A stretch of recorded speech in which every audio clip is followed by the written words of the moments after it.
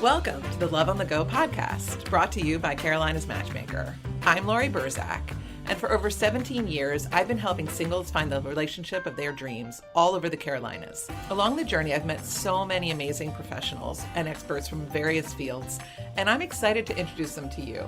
What's my goal? I want to help you look at love and relationships in a new way and to grow in your understanding of how love works. Let's learn together how people have overcome personal obstacles and have found love, first and foremost with themselves. The ultimate goal is realizing that you are worthy and deserving of love. Let's get started. Thomas, I'm really excited to have you today on Love on the Go.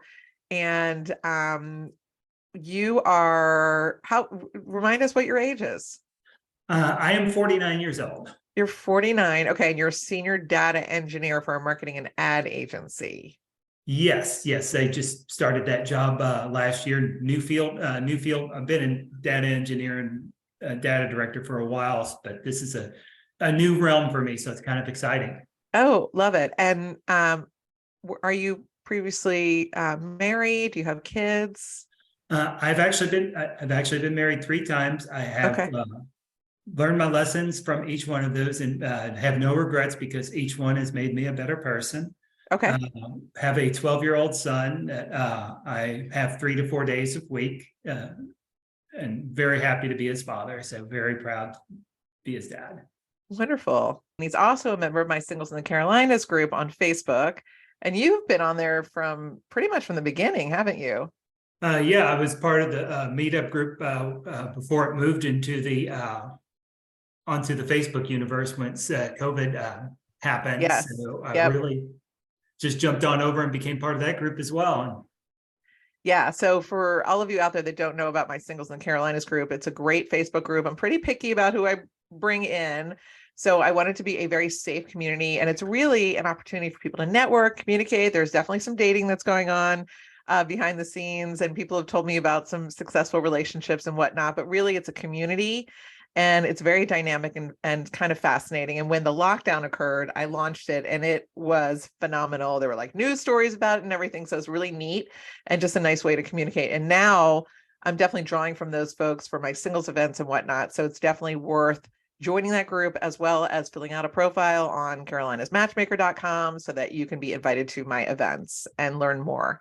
So Thomas, I know you're in a relationship right now, but I think that what I'd love to talk to you about is I know that you and I had a coaching session a few months back, and you sent me an email and told me how meaningful it was and what you got out of it.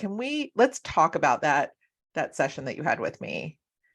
Yeah, basically, back in September of last year, I was using the dating sites, meeting people, and as a whole, I think dating sites are a wonderful tool.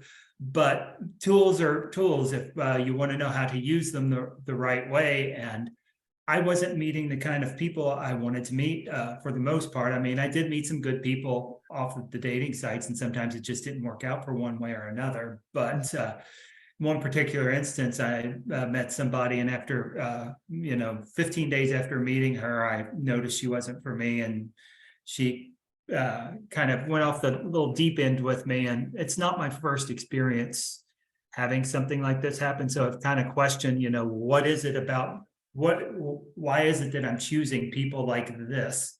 So I wanted to try to get an understanding of some of the blind spots I had so I could make better decisions with dating, and also just decide to get off the dating sites in general for the moment too, because like I was referring to with the tool reference, you use a screwdriver and use a screwdriver properly to screw in a screw. It's a wonderful tool. If you use the screwdriver to stick it into a light plug, it's not so wonderful anymore, and it's not so wonderful for you. So I kind of needed to hit a reset and reevaluate some of the choices I was making, and and some of the people I was choosing to approach and everything. So since you knew a little bit about my background, Laurie, I decided to reach out to you. I mean, some people know you as the matchmaker, but you also have an MSW as well. So you kind of so you understand the other side of that too, as far as why somebody's making decisions they do, and you're an expert in the field. So I figured you would be the absolute best person to reach out to help give me pointers to help me find some of those blind spots. And Yes. it absolutely helped me. Yeah, and I remember that session well. We did it over Zoom, which is how I conduct these. And I have a two-part coaching program that I do now, which you can find on my website at the bottom where it says Meet with Laurie. And it's a very comprehensive overview of what's been going on in your life. What are you doing with online dating? I'll do a deep dive with any and all of it. Sometimes I'll jump online with people and see what they're doing with their sites online. And other times people just are like, listen, I'm not online right now, but I really want to talk to you about what's going on in my life. Let's evaluate the relationships and what I should be looking for now. And that's what you and I did, is we did that evaluation, and you shared with me some important things about how you were kind of jumping in to relationships a little too quickly. Mm-hmm. Do you want to talk about that? Yeah, I mean, sometimes things just moved a little quickly with some people. Sometimes it ended up getting physical way too fast, and that's something that I've learned. As Laurie mentioned earlier, I'm dating somebody now, and one of the first things I said is like, this isn't, that's one thing that I'm not looking to do right away, because sometimes you need to take the time to develop a relationship with somebody first before you get intimate with them. So that's something that's became very important to me, is that I wasn't going to just jump at the first chance I got once somebody showed interest in me and all that stuff. Right. And just to jump in for a second, Thomas, I think a lot of times people think, oh, well, I've been married before, I've had sex before. What's the big deal? Just might as well go ahead and do that early on in a relationship. So two issues come up. Number one, people get attached too quickly to the physical piece, but stop communicating emotionally. You only have like one time in your life with somebody to really get to know them inside and out without that physical piece. And that's at the beginning. So I'm a huge proponent of let that part last, like make it sweet and savor that part before it becomes physical. Cause then it's on a different level with a lot of other pieces to it that are awesome. And it's hard to detract from that when you're really looking for substance. Does that make sense? And so so I do think that people do jump into that too quickly later. It's not like, the first time for people. So they're like, well, I've been there, done that. So anyway, point being, we discussed waiting and getting to know someone really well before jumping to that next physical piece. And it sounded like it worked for the relationship you're in right now. And you could see why that physical piece didn't work out with other people in the past. They got too attached when you weren't really as attached as they were, potentially. I think that women, on the most part, think, okay, well, if we're having a great time in bed and, he's really into me, that they're at a different level with the relationship than possibly they are. Men sometimes can compartmentalize that. And I'm doing a kind of a generalization, but it is what I have heard from people. It doesn't ascend your relationship if you're sleeping with them necessarily. Right. And with me, it's not something, I'm not a casual type of person in general, because I do at least want to me, I kind of need to form some kind of connection. But the problem is when it happens too fast, the connection's artificial. You're developing a connection on your idealized version of this person, or your idea of who this person is, instead of taking the time to get to know who this person really is, so you connect on that type of level with them. Yeah, you're jumping into the middle of the relationship when you're still at the beginning. Right, exactly. And people do that with text messaging too, all the time. It's like they're in the middle. They start communicating as if they're deep into the relationship when they're still at the beginning. And they need to keep it more on the surface and getting to know you stuff rather than what it feels like. Because people want desperately to be, people don't necessarily want the beginnings. They want the middle. They want the juicy stuff. They want to, be able to hold hands walking through the farmer's market and cook your dinner and all that stuff. But like in the beginning, you still have to have those beginner dates and getting to know you dates before you're in the middle. Exactly. And if you're with the wrong, if you do that too quickly with the wrong person, you might miss when the right one comes along. So it is worth taking the time to do that, to develop that friendship.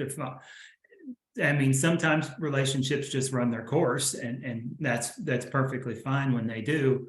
But with that, you want to at least give it a chance to develop naturally, and not because you've missed some steps along the way or something, or went out of particular order or something to that effect. Yeah. So that was a really important thing to dig into in our conversations. What else do you think was valuable from our coaching sessions? Well, one, just kind of going through the type of people I was looking at and trying to date and stuff, and the type of people that why I chose these type of partners and stuff, and why I sometimes settled for partners, and things such as that was really helpful. I didn't have the best examples of relationships growing up. Came from a broken home and all that, and there was divorce in my family and all that. So I didn't always have the best examples of healthy relationships growing up. And I'm, sometimes you've got to take the time to do the work to understand what parts of your past and what hurts you've had in your past and what failures you've had in your past can help you become a better person and improve yourself. And that's something that I really had to do, is find out why I was making these choices. A lot of times I would go for somebody just because they really showed a big interest in me. And it's like, well, it's great they show a great interest in me, but how do I feel about them? And then also, you'd encourage me to ask other people I know, what their thoughts of was who I'm dating and my choices. And so I've gotten some great feedback from some of my friends on that too, and about learning about some of the things that they see in me, and some of the mistakes that I've made, and everything. And it doesn't, and like I said, it doesn't mean everybody I've ever chosen was bad. I've dated some great people. Just sometimes we just wanted a couple different things out of life, or different values aligned, or one person just lost interest in the other ones, or we were just at different points in our lives.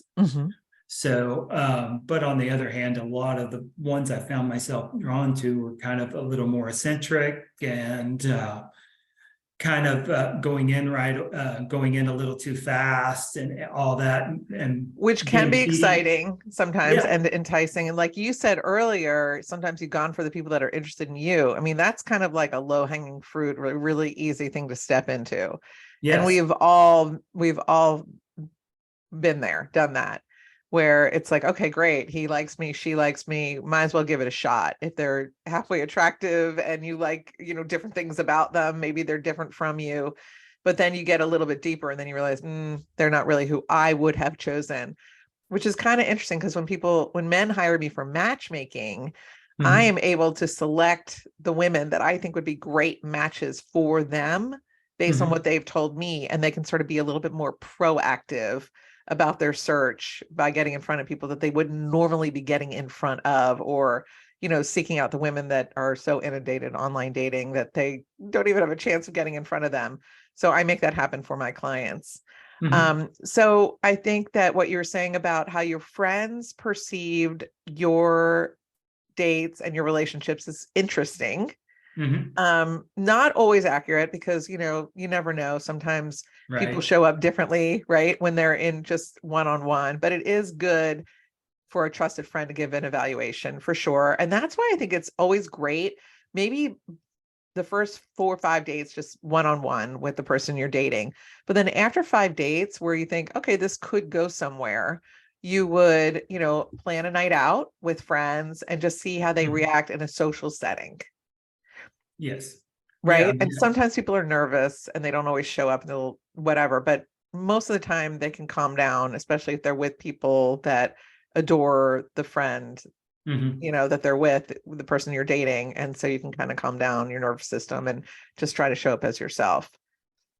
Right. I think it's very important at first that, you don't have a first date, or, just the first few dates, as group dates or anything like that. It's one thing if you're out and about and run into somebody, that's something different. Right.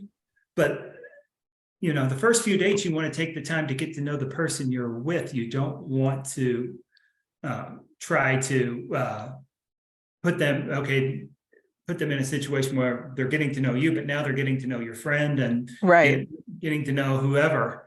So, I mean, even if you do run into those friends when you're out, it's not, nice to just say hi for like maybe 2-3 minutes and then move on and do your own thing with that person, because it's going to make them feel more comfortable. And that's very important, especially as a male. That's very important, because to make the female feel safe and to make her feel secure, not just physically, but, just emotionally too, because that's the way people's going to open up to you much quicker and feel better doing it. Yeah, absolutely. Thomas, let's go back to the fact that you have been married 3 times. Okay. And it's interesting because there's 2 ways to look at that. Number one, people could say, wow, what a train wreck. He's been married 3 times. The other way to look at it is this: he has had 3 substantial relationships in his lifetime that lasted for a good period of his adult life, I'm assuming, and we can talk about that. And he is not afraid to commit to a relationship. And so if in the future anybody ever asks you, that's how you package it, if you will. Mm-hmm. Because I always say sometimes it's hard to even get married once. But for people who really, they give it a shot, it may not work out. They do the work around it. They find someone else. Sometimes there's like a middle relationship in there, I've noticed, where they jumped the gun, they felt good, they went for it, and then they realized very quickly it wasn't the right match, and they ended, and then they find themselves married for a longer period of time for the third one. Tell us your little bit of that background for you. Well, my first marriage, I was really I was kind of young. All my friends were getting married. Where I grew up, it was somewhat the Bible Belt area too. So all my friends were married. It was kind of like the thing to do. And on her part, she had just got out of a marriage, and the first woman I married, and she wasn't prepared to be married. And Okay. and so we actually just kind of fell into each other's laps and ended up together. And it wasn't a good match for neither one of us were in a good place at the time. We both were very different people then and everything. So we got married. Her family, I wasn't the highest ranking person on her family's list. She wasn't the highest ranking person on my family's list. They just thought nobody thought the other was just a bad person in general, but just thought we were bad for each other. And we were, neither one of us were in a state to be together.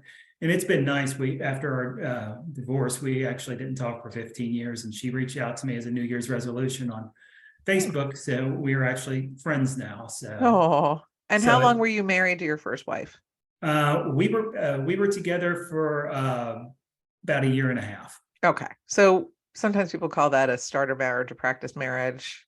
Yeah. Okay. So that ended that. And then second, how long did it take you to get married to your second wife? And then, let's see, it was 5 years later, I married my second wife, who is my son's mother. We were together total of a little over probably 8.5 years. Okay.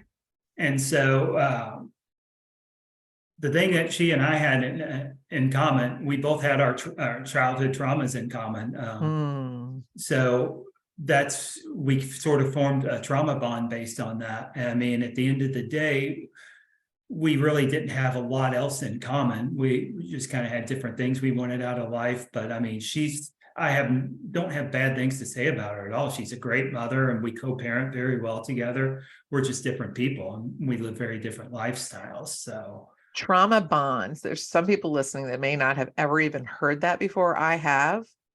So essentially, you both had your traumas and you bonded in a really, really deep, soulful way over that bond, which is something that is hard to do, is to really connect to people in a deep way. And I can definitely see how that happens, but it's not something that can sustain your relationship. Not at all. I mean, basically, we both have very difficult mothers, and our fathers were both somewhat out of the picture. And actually, last year I found out that the guy that I thought was my biological father was not. So that's been kind of an adventure on my end as well. So, and we both struggled with self-esteem and self issues in the past. I mean, I used, I've had a lot to overcome. I used to weigh over 300 pounds. I'm less than 200 now and been that way for years and stuff. So struggled with self-esteem issues that I don't now. And she kind of went through some similar issues. And so, those are some of the things that we bonded on. But like I said, at the end of the day, we just had very different lifestyles. Yeah. And then after we divorced, I made the mistake of just trying to put myself right out there. And 3.5 months after I separated, not divorced, separated, I met the woman that would become my third wife. Oh no. And that was the worst marriage of the three, actually.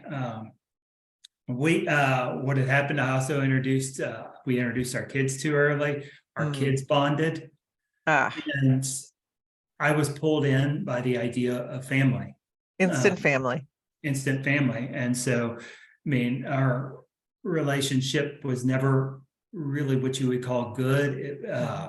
We broke up 3 times over a span of 4 years before we finally decided to get married. And 3.5 months after I got married, I kind of figured out she was still in love with her ex-husband. So with that ended that marriage very quickly after 3.5 months. Once I kind of found out that he was coming around when I wasn't there. So okay. Sorry that happened. Well, we live and learn, and no regrets. So let's go to that. Yeah, let's go to that topic for a moment. Dating while separated. Do you think that's a good idea? I think it can be if you are ready, but make sure you're ready first. I mean, there's people that's been separated. I mean, one thing that, especially here in the Carolinas, both North and South Carolina, make you wait a full year. And then sometimes even after that, you've got a long wait. It really depends, I think, on the situation with that. I do know having your first date 7 days after you separate, and then having your first relationship 3.5 months after you separate, is probably not the best idea in the world. So, when I get people online dating, Thomas, I always just say, don't date the separated people. Yeah, and that's one thing I learned too, in the dating too, is not to do that just because everything's raw. I mean, you might have the most outstanding date in the world, and then after the date's over, you call them back. It's like you had this wonderful date and you're ghosted. Yeah, I've had that happen actually numerous times. Sure. So yeah, it happens all the time, and then you feel even worse. Here a marriage that didn't work out for whatever reasons, even if they're not your own, and then you're dating and you're feeling rejected there, you need to heal. And then also, I think that when people are in transition, that's kind of what they're going to attract in. So, I've had clients in the past who have said, I'm okay with someone who's divorced, but can you please make sure they've been divorced for, 3 to 5 years before I meet them? I don't know necessarily if that is the answer, but I do know that once people get divorced and they have different relationships and start dating, they realize more and more and more about themselves that they didn't realize when they were in the marriage. They become kind of a different person. They evolve. And this same thing goes with, I'm working with a woman right now who is a widow. And she's had to, mourn the loss of her late husband and now kind of reinvent herself and become good with who she is before she was ready to jump back into the dating pool. And even now realizing things about the kind of guys that she's going for now. Are they good for her? Aren't they good for her? And why not? So it's such a self-discovery. And when you're still at this very in-between stage, especially if you're dealing with attorneys and lots of hurt feelings, child custody, all that kind of stuff, is that really the best time to be starting a new relationship? It's like you don't want to be talking to your new lover about all these problems you're having with the attorney because you want to look light and happy and having fun when there's all this heavy drama that could be going on behind the scenes. So it's very awkward. Right. I mean, for people in that situation, and I look back on my own situation, my best advice is find good friendships. That's the Mm. most important thing you could find is, and Yep. during that time, I found some wonderful friendships, and some that people that I'm still close with today that have been there for me through thick and thin. So Mhm.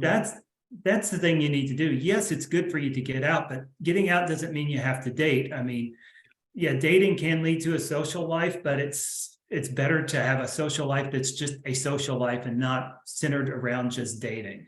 I Oh my mean, and God, that's one thing yes. that I fell into too, is with the dating sites too, is I kind of used it at some point in time for my social life. So I want to go out tonight. So let's Hmm. find a date, somebody I can go out with.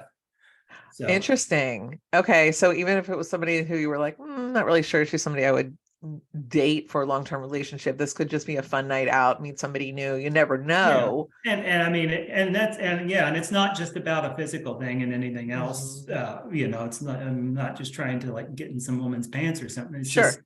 sometimes it's nice just to have somebody to go to dinner with or go see a show with or Companionship. something and things like 100. that. But and Yes, that's the thing that you can do with friends. So you don't have to have that's a right. date to do those things. I That's mean, right. and you can do those things by yourself too. Absolutely. You can do those things by yourself. I think it is scary for Mhm. people to go out and have dinner by themselves or go to a movie by themselves, but it's really like dating yourself. Yeah.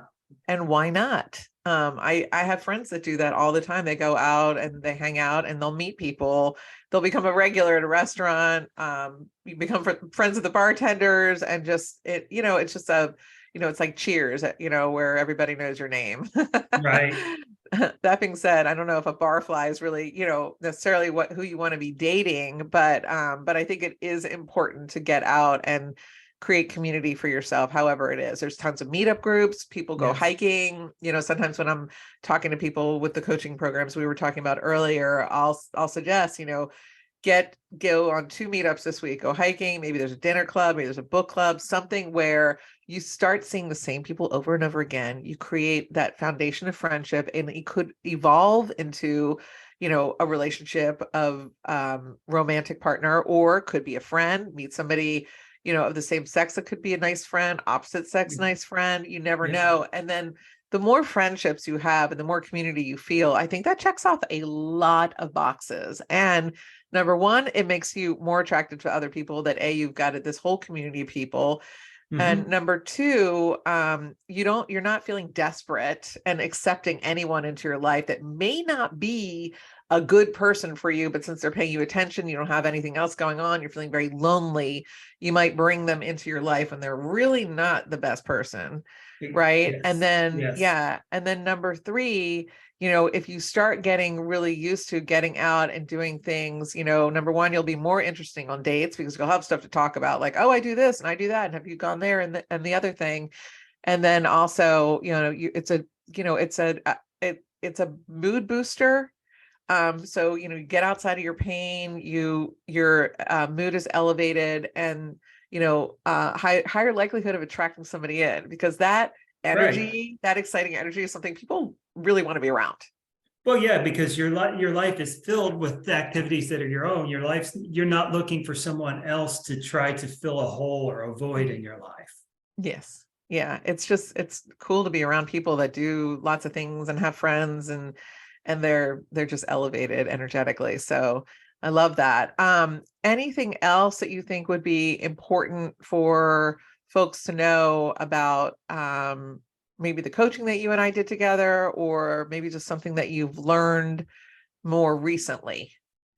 Well, I think with the coaching, you gave me some good resources to actually read. There was you had her on as a guest earlier, the author of Texting and Thumbs. I've Mhm. read that book and then Mimi went back and Winsberg. read.